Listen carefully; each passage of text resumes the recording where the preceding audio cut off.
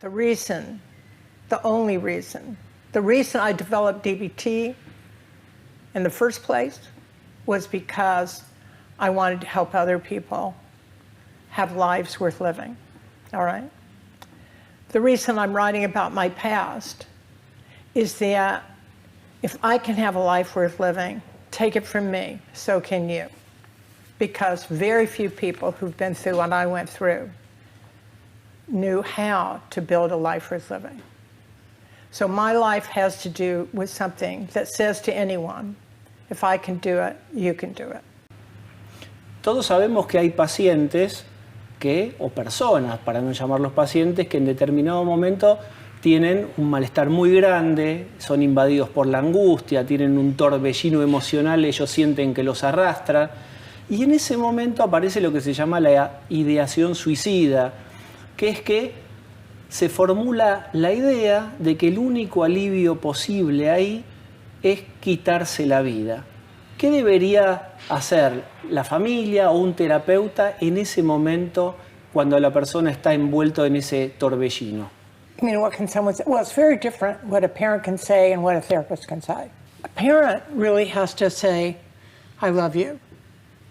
And no matter what anyone else has said about you, that may have made you so unhappy, they're wrong about you. So it's very different. I would not say that as a therapist, but a parent would need to say something like that, something soothing, something that could help them feel different about themselves. I'll give you an example of what goes on with kids. We just finished a really large study with DBT with adolescents. And what we found, which was unbelievable from my point of view, was the unbelievable mean things that get said online to children by other children who say things like, you're just so fat, why don't you just go ahead and kill yourself? Or, look at your nose, you should kill yourself. Why don't you think about that? And 25, 35, 55, 100 other things which get said to these children. In those situations, the only real person who can do anything probably is a parent, although a therapist also can be helpful. And we were helpful because we had very good outcomes. But a parent can say, how mean was that? A parent can say, it's not true about you. So parents have a lot of ability to say things that can soothe a child. Therapists don't have as much. Therapists can say things like that, but not as powerful as a parent can say.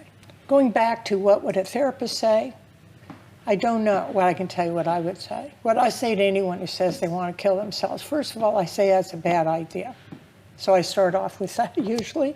Say there's no evidence whatsoever you're going to be happier dead than you are now. Let's be clear. You think you're going to be happier, but there's no data whatsoever for that particular point of view. So I think it's not a particularly great idea. So then I usually then move to, what is it in your life that's making life feel like it's not worth living? Let's figure that out. What's not making your life feel as if it's worth living? Because I feel sure if we could figure that out, we can figure out a way to make life experienced as worth living. And in general, for a therapist, that is the text, that is what a therapist has to do, is figure out a way to help a client experience life as worth living. People do not kill themselves who think life is worth living. They don't do it. And so that's really what you have to be able to be reasonably good at, is helping a client develop a life that they experience as worth living. And that is completely doable most of the time if you have a therapist who's pretty good at figuring out how to make life worth living. Parents can also do the same thing, but that would be much more difficult probably for a parent to do than for a therapist. So parents have to simply provide extreme loving understanding and suggest to the person that there is a life that can be worth living, and they can help the child with it. For a therapist to say to anyone who's talking about suicide, you have to point out to them that there's no evidence that they'll feel better, but almost always there's a lot of evidence that they're going to hurt a lot of other people. And so then you have to go through, are you really willing to hurt this many people? Because there's no way that you're going to kill yourself that you haven't hurt other people. The average client will immediately say, no one cares about me, no one cares if I'm dead or not. And so you have to be able to, you have to be a salesperson to be a good therapist. And therefore you have to be a good salesperson that that is not true. If nothing else, I, your therapist, will be hurt and distressed. And it will really be painful. If nothing else, think of me. But in general, you've got to sell them on the idea of people that they love are going to be hurt. After you say all of that, you then have to say, let's give it a try. Let's see if we can make your life feel as if it's worth living. Why don't we take a try at that? You can always kill yourself later, but you can't unkill yourself if you do it. So let's try first building a life worth living and see how that goes. Vos decías recién que el terapeuta puede maniobrar diciendo que si eso ocurriera, la muerte ocurriera, a mí sí, diría el terapeuta, me afectaría mucho. Muchas teorías dirían que eso no sería correcto porque sería una suerte de adopción del paciente. Es hacerse cargo, armar un lazo con el paciente. Si eso serviría como ortopédicamente primero, hasta que se arme un lazo real, ¿sería esa la idea? There's all kinds of rules that I disagree with. And one of them is exactly this. If I really love my client, what I say to them is, I really love you. So it'll be very painful to me if you go ahead and kill yourself, because I know that you also love me. My clients usually do. Or I might not say that. I might not say, I know you love me. But what I would say is, it'll be, I care about you so much that it will really be painful if you do. So I can't imagine not saying that, because it would sound like I don't care if they kill themselves or not. That I personally don't care. Their parents care, everybody else cares, but I don't care. Another way you can say it is, you know, if you kill yourself, I'm really going to miss you. You can say that too.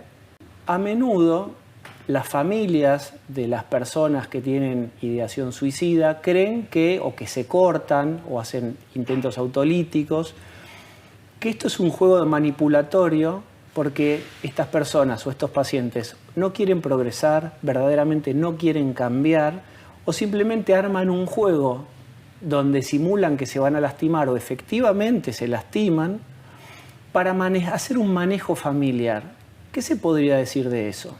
My opinion of the average client is that they're rarely doing anything like that.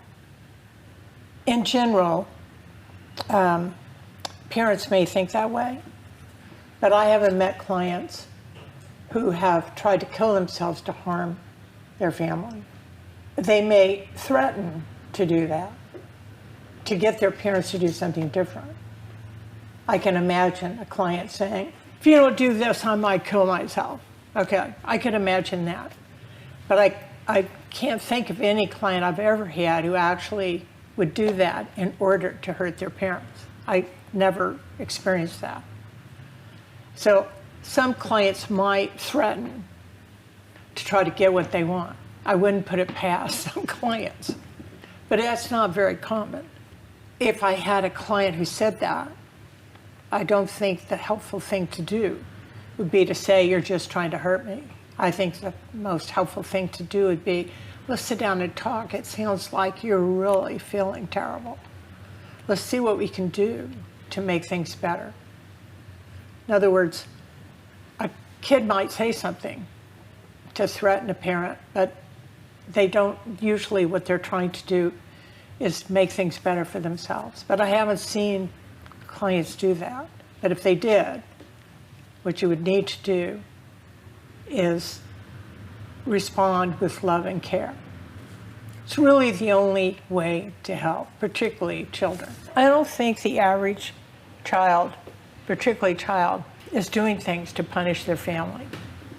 They have the effect of harming their family. There's no parent who isn't hurt beyond words if they have a child who kills themselves, okay? Not a parent that isn't gonna feel, what did I do?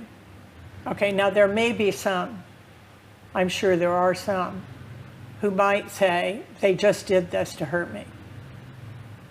I've never had a parent say that myself, nor have I ever had a client do that.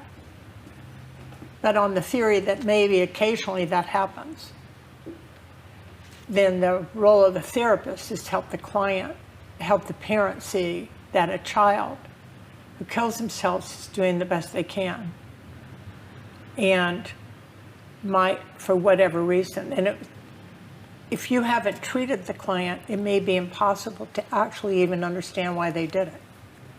But you can't decide that they did it just to hurt somebody. ¿Cómo se llegó a la idea de mindfulness tomado del budismo zen? ¿Y qué función juega en DBT? You know, it's a really good question. Because I had heard that I've always been a Christian, Catholic. And so, but I'd never heard of most of this stuff. But then I thought that if I really want to teach people, I'm going to have to learn something myself. So then I had to figure out who could teach me what I needed to know in order to help others. So that's when I started looking around at where could I go to get teaching myself so that I could teach others. That was basically what I was trying to do. I had never heard of any of this other stuff. So then I heard about Shasta Abbey, which is in California, in Seattle. So I decided, I called them up and said, can I come down there and get training? Which they said I could. So I was gonna learn all of that. And I went to Shasta Abbey. I couldn't even imagine in my whole lifetime how I could have possibly learned as much as I learned there. They were one of the most amazing places I've ever been to. I could tell you a million stories of how they kept me going. So what you really learn in this whole area is how to accept reality as it is, and how to not let yourself cry all the time about getting what you want. I have to have this, I have to have that. Why can't I have this? Why can't I have that? And so I learned a lot about mindfulness. There's a lot more to say about mindfulness. But so I think more than anything else I ever did in my life, it changed me more than anything else ever had, which was to, first of all, mindfulness is about being loving and caring, to not constantly demand to get what you want, or to be right, or to have the answer. And so you learn all of this, because then you end up having to teach. I had to teach all my clients all this. And so life is a lot easier once you can let go of demanding everything you want. And that's really a large part of what I got.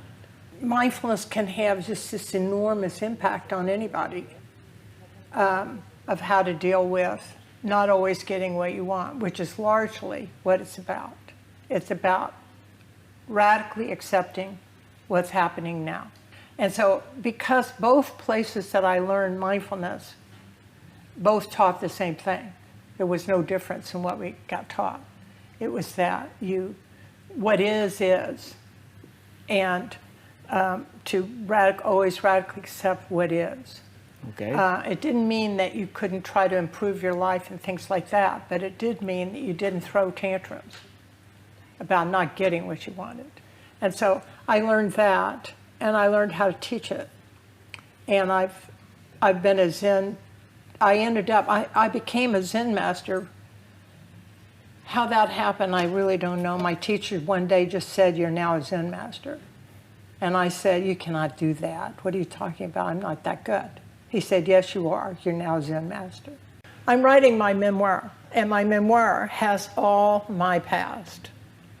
Yes. And the reason, the only reason, the reason I developed DBT in the first place was because I wanted to help other people have lives worth living, all right? The reason I'm writing about my past is that if I can have a life worth living, take it from me, so can you. Because very few people who've been through what I went through knew how to build a life worth living. So my life has to do with something that says to anyone, if I can do it, you can do it. And I want to tell people that. If I could do it, you could do it. When I was a teenager,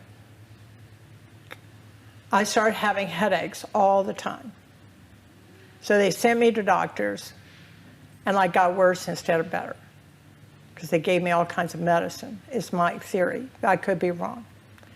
Whatever it was, they then said they should send me to a hospital. So they did. Not that I wanted to go, but I got sent there. Once I got to the hospital, I couldn't get out of the hospital because they wouldn't let me out of the hospital. And I completely lost my mind there, more or less. That's when I had so many concussions. It wasn't even funny. My brother told me, he said, "You were like a football player. You've had so many concussions in your head." And I had all the concussions because I couldn't control my own behavior. So I would stand up and go head first on the floor. I'm going to tell anyone who hears this that that's a stupid thing to do, because you pay for it the rest of your life, which I have. But it did not destroy me, only because I continued to build a life. And so I was there. I was finally, I wasn't kicked out.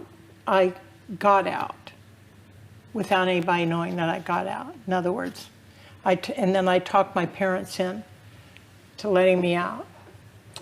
What happened next was I went to live with my brother.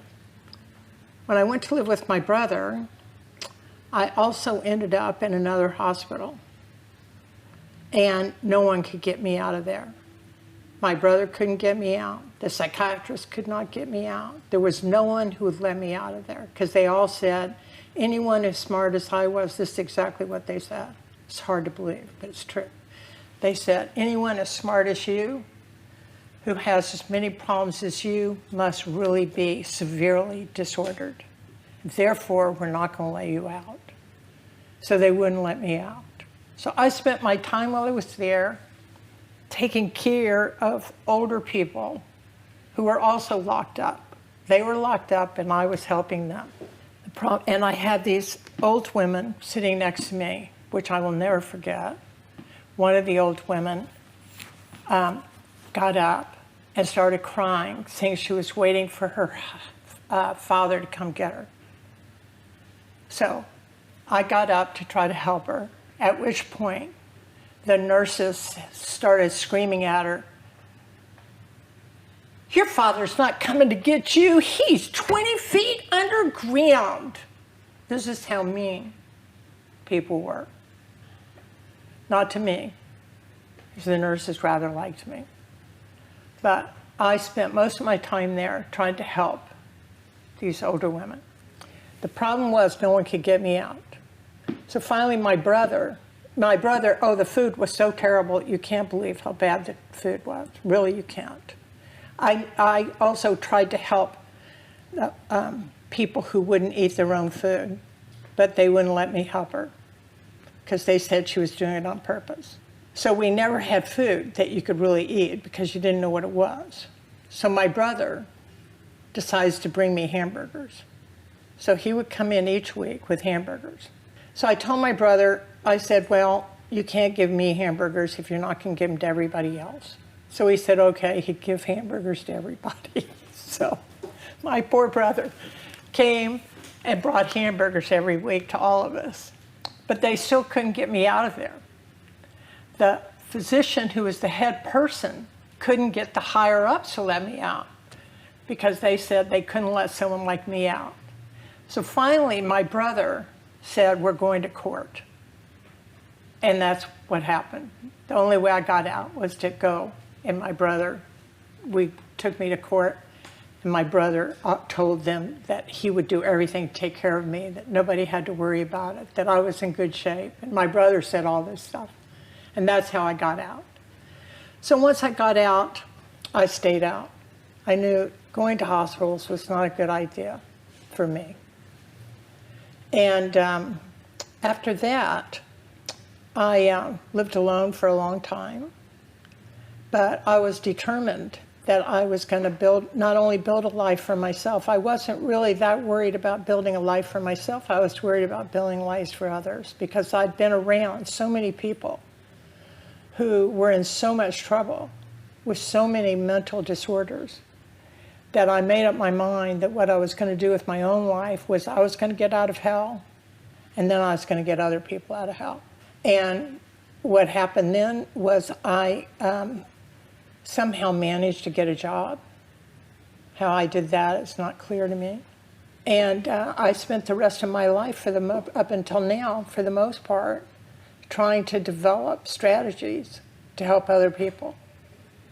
And I plan on doing that until I die myself. That's really the goal of my life, is to help others. Because I ended up with a very happy life because of my daughter. Once I found my daughter, she then came to live with me. So this is not a biological daughter. It is a woman that I met who loved me and I loved her.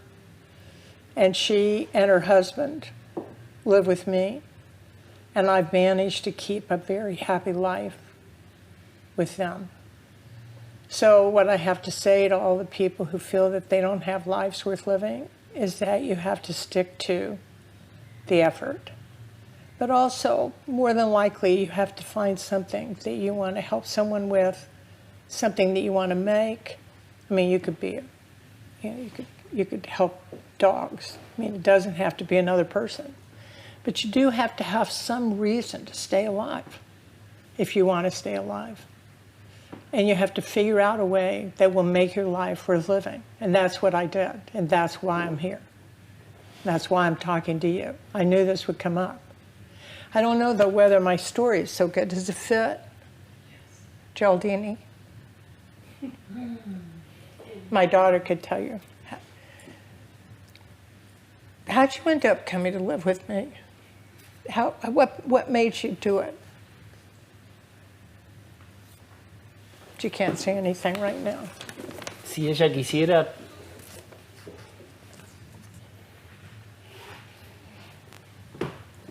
Es muy lindo, Marsha, lo que estás diciéndole a tu hija y el mensaje que estás dando. Quiero contar que acá están todos bastante emocionados.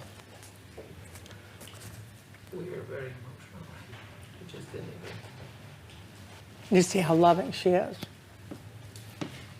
Other people wouldn't be so loving.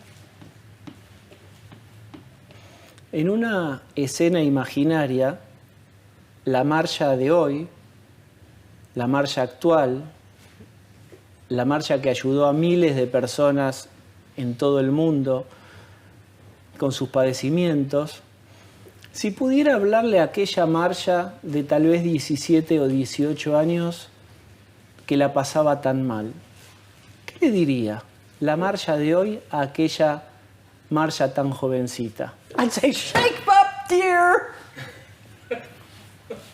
You know, it would be very hard to know what I would say because it would depend on what had happened to her.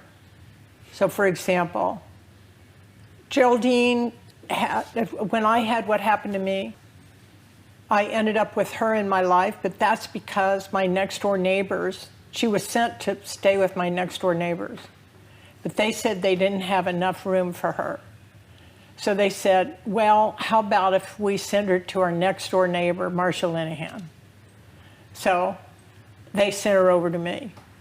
Had I had a person who had no one to stay with, I'm not sure what I would have said. I would have said, we have to find someone to be helpful for you or to live with you or someone for you to live with or some way for you to have a life. Because I wouldn't send them back to a hospital. I could have, I guess, said, let's talk and see if you could stay with your brother. But even I knew that was probably not a good idea because my brother was married and had children, and I don't think it would have been a good idea for them. It would have been good for me, but not for them. So it probably wouldn't have worked well. I'm not sure about that, but at the time, I certainly thought that. So in general, I would get them into therapy. If I had a person that came out and they were by themselves, I would say we need to get you a good therapist and see if we can help you build a life worth living. I got a life worth living because my next door neighbor sent her to me.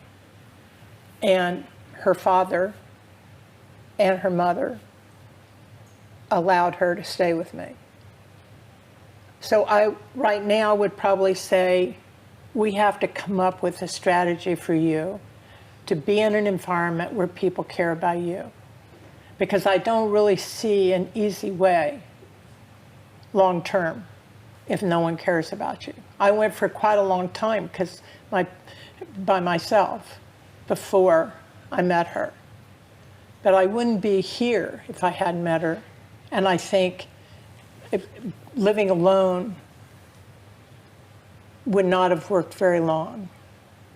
I got a very good job, and I was scared all the time, and all the people there were very kind to me. But if you don't have anyone kind to you, it is very hard to keep going. That doesn't mean that you should stop going. It means that you've got to do everything you can to find people who will care about you. And probably I wouldn't tell them to do that, I would help them do it. But ultimately I would say that's what's needed.